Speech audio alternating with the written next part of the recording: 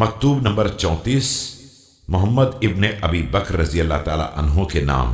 جب یہ اطلاع ملی کہ وہ اپنی معزولی اور مالک اشتر رضی اللہ تعالی عنہ کے تقرر سے رنجیدہ ہیں، اور پھر مالک اشتر رضی اللہ تعالی عنہ مصر پہنچنے سے پہلے انتقال بھی کر گئے۔ بسم اللہ الرحمن الرحیم۔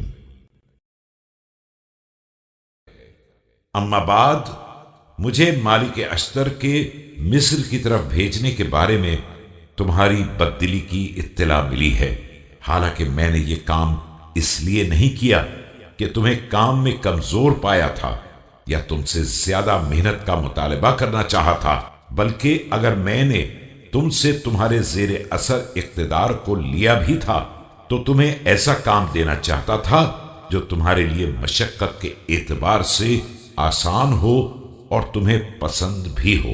جس شخص کو میں نے مصر کا عامل قرار دیا تھا وہ میرا مرد مخلص اور میرے دشمن کے لیے سخت قسم کا دشمن تھا۔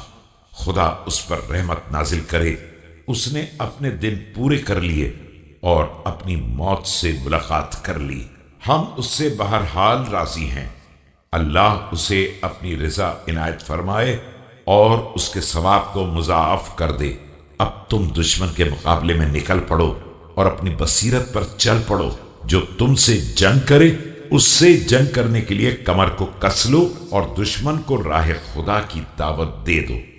اس کے بعد اللہ سے مسلسل مدد مانگتے رہو کہ وہی تمہارے لیے ہر مہم میں کافی ہے، اور وہی ہر نازل ہونے والی مصیبت میں مدد کرنے والا ہے، انشاءاللہ۔